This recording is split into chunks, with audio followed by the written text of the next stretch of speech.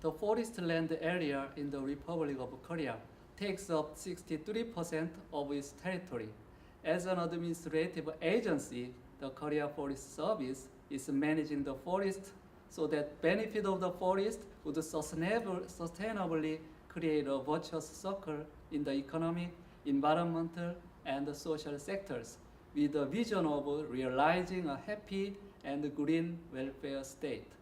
Furthermore, to make a greener world and conserve environment, the KFS is showing a green leadership in addressing universal issues such as combating desertification and land degradation, preventing forest fires and disasters, and responding to climate change through bilateral cooperation with 30 countries, and close collaboration with international organizations, including UNCCD, FAO, CBD, UNFCCC, and ITTO, as well as NGOs. I started working at the Korea Forest Service since 1993. I had the opportunity to do different tasks. For example, consulting forest policies and legal affairs, innovating administrative system, controlling pine wilt diseases, and managing the protected areas in the Baekdu-daegan.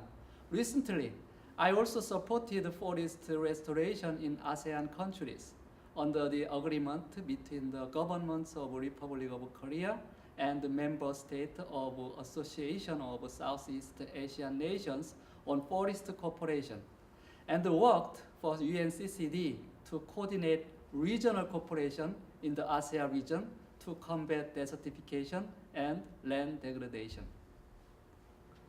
FAO and the CBD have recognized the Republic of Korea as one of the successful countries that have restored the devastated forest after the Second World War.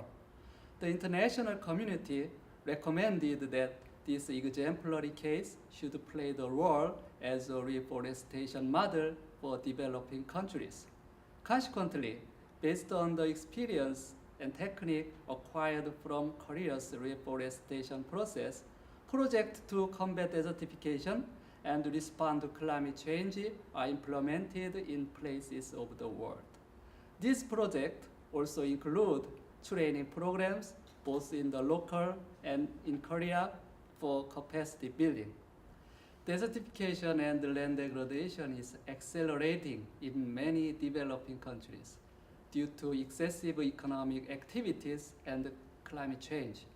We are globally facing degradation of forests, and to tackle this issue, I believe that it is important to share our reforestation experience with developing countries and transfer techniques on the ground, and therefore actually make forest restoration happen in those countries.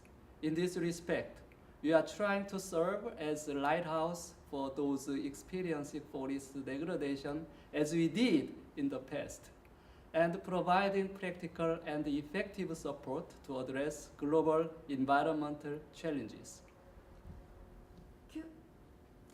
Korea's short-term reforestation implies that any country can successfully address forest and land degradation issues in a short period of time if the government can form a national consensus based on a strong will to act.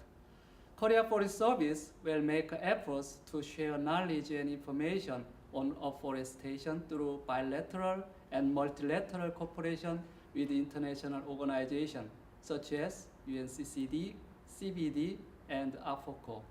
In addition, we are planning to establish a forest recreation and ecotourism center in Indonesia and transfer Korea's forest welfare technology.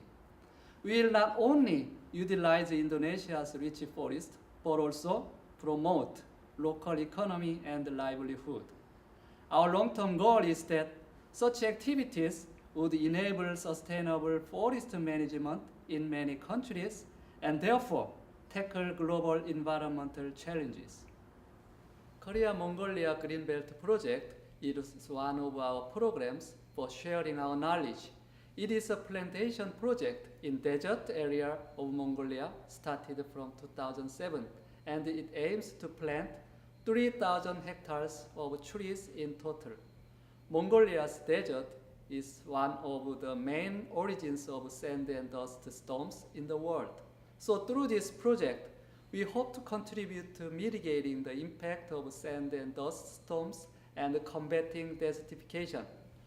Based on Korea's successful reforestation cases, a virtuous circle could be created in environmental and economic aspects by engaging the resident and improving living conditions. Moreover, we don't simply transfer knowledge in one direction, but we engage the recipient countries to be aware of their own problems so that we can draw appropriate measures that suit their situation.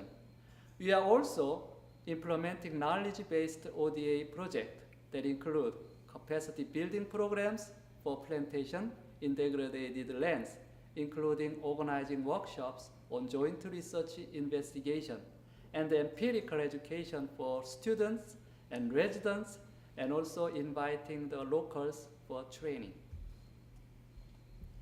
It is important for the governments to analyze their own causes of forest degradation, set a specific plan to address this issue, and maintain their engagement.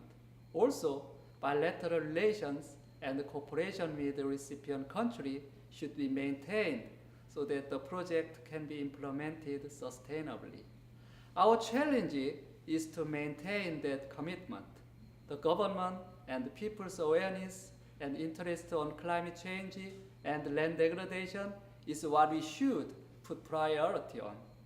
Based on that awareness, I believe knowledge and technology on forest restoration could be transferred effectively, and consequently it will lead to integrated national movement. For example, in Mongolia, Arbor Day has been observed since 2010.